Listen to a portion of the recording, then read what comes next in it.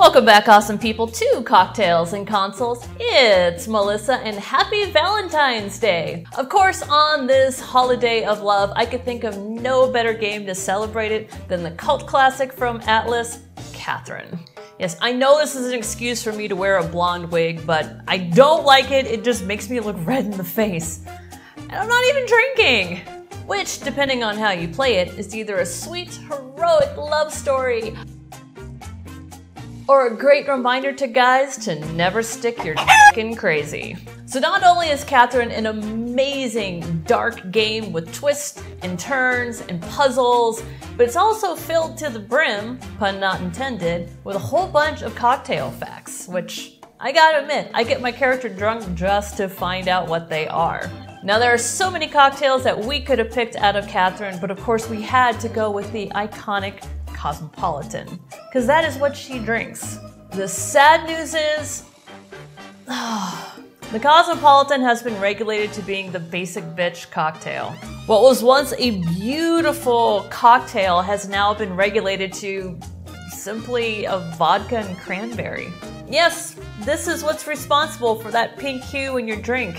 And I guarantee you there's not much cranberry in here. Cranberry juice, apple juice, natural flavors. I don't know, I think Miss Catherine would not be satisfied with a basic bitch cocktail. It's time to bring it back to its glorified heights. So to get us started, we're gonna need some regular vodka, some lime juice, and some orange liqueur. Normally when you make a Cosmopolitan, you use Grand Marnier, which can be a little pricey, but if you want to spend a few extra bucks, Combier is kind of the top end of your orange liqueurs. But for our classic Cosmopolitan, we gotta kick the cranberries to the curb. No, not those cranberries. I'm sorry, have you ever tried to juice a cranberry? They're tart as hell. You really don't bring much flavor to the party, and what you're adding really isn't cranberry anyway. So instead, we're gonna go with a fruit that doesn't get to shine too often in cocktails, and I think would definitely be up Catherine's avenue. The blood orange. Yeah, I thought it was appropriate too. So why are we going with this gorgeous little semi-known fruit? Because unlike your traditional orange, this has a nice bitter tone to it, which is going to simulate a lot of the tart, bitter flavors that you normally get out of actual cranberries. Plus, they're a hell of a lot easier to juice. So we're going to take our blood orange, cut ourselves a good wedge off. Now we don't need much. This stuff is pretty potent. So to our shaker, we're going to add in some ice. Add 2 ounces of vodka. I'm just gonna free pour this.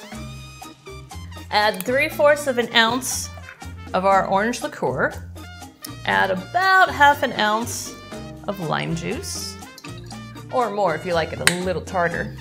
Now take our blood orange and give it a good squeeze. This is not only gonna give us the tart, but it's also gonna give us that color.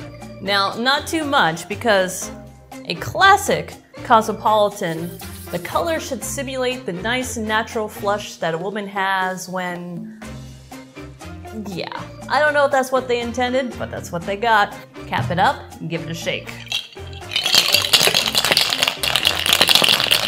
Now for a little bit of decoration, we're gonna take a wheel of our blood orange, unscrew our shaker, cut the lid so we keep the ice out, and give it a pour.